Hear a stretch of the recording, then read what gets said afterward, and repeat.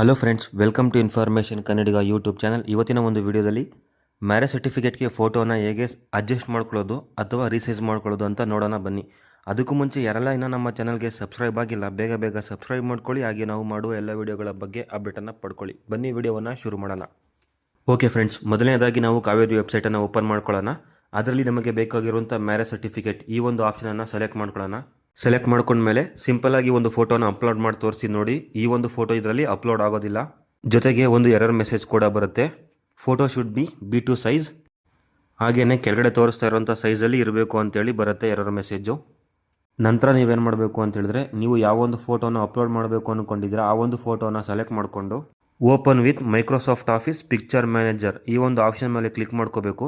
ನಂತರ ಪಿಕ್ಚರ್ ಅನ್ನೋ ಆಪ್ಷನ್ ಮೇಲೆ ಬಂದು ರೀಸೈಜ್ ಅನ್ನೋ ಆಪ್ಷನನ್ನು ಸೆಲೆಕ್ಟ್ ಮಾಡ್ಕೊಳ್ಳಿ. ಆಮೇಲೆ ನಿಮಗೆ ರೈಟ್ ಸೈಡ್ನಲ್ಲಿ ರೀಸೈಜ್ ಆಪ್ಷನ್ ಸಿಗುತ್ತೆ. ಅದರಲ್ಲಿ ಮೂರನೇ ಆಪ್ಷನ್ ತಗೊಳ್ಳಿ, ಕಸ್ಟಮ್ ವಿಡ್ತ್ ಆ್ಯಂಡ್ ಹೈಟ್.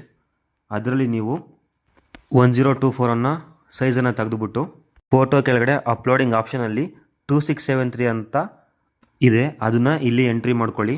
ನಂತರ 768 ಅನ್ನು ತೆಗೆದುಬಿಟ್ಟು 1890 ಅನ್ನು ಎಂಟ್ರಿ ಮಾಡಿ ಓಕೆ ಅನ್ನು ಕೊಟ್ಕೊಳ್ಳಿ. ಆಮೇಲೆ ಇಲ್ಲಿ ಲೆಫ್ಟ್ ಸೈಡ್ನಲ್ಲಿ ಫೈಲ್ ಅಂತ ಒಂದು ಆಪ್ಷನ್ ಇದೆ, ಅದನ್ನು ಸೆಲೆಕ್ಟ್ ಮಾಡಿಕೊಂಡು ಸೇವ್ ಎಸ್ ಅನ್ನೋ ಆಪ್ಷನನ್ನು ಸೆಲೆಕ್ಟ್ ಮಾಡಿಕೊಂಡು ನೀವು ಎಡಿಟ್ ಮಾಡಿರುವ ಫೋಟೋಗೆ ಒಂದು ನೇಮನ್ನು ಕೊಟ್ಕೊಂಡು ಒಂದು ಕಡೆ ಸೇವನ್ನು ಮಾಡ್ಕೊಳ್ಳಿ. ನಂತರ ಮತ್ತೆ ಫೋಟೋ ಅಪ್ಲೋಡಿಂಗ್ ಆಪ್ಷನ್ಗೆ ಬಂದು ನೀವು ಎಡಿಟ್ ಮಾಡಿ ಸೇವ್ ಮಾಡ್ಕೊಂಡಿರುವಂಥ ಫೋಟೋವನ್ನು ಇಲ್ಲಿ ಅಪ್ಲೋಡ್ ಮಾಡಿ ನೋಡಿ. 100% ಅಪ್ಲೋಡ್ ಆಗುತ್ತೆ. ಸೊ ಈ ಒಂದು ವಿಡಿಯೋ ಇಷ್ಟ ಆಗಿದರೆ ದಯವಿಟ್ಟು ಲೈಕ್ ಮಾಡಿ, ಶೇರ್ ಮಾಡಿ. ಹಾಗೆ ಅತಿ ಹೆಚ್ಚಿನ ಮಾಹಿತಿಗಳಿಗಾಗಿ ನಮ್ಮ ಚಾನಲನ್ನು ಸಬ್ಸ್ಕ್ರೈಬ್ ಮಾಡ್ಕೊಳ್ಳಿ.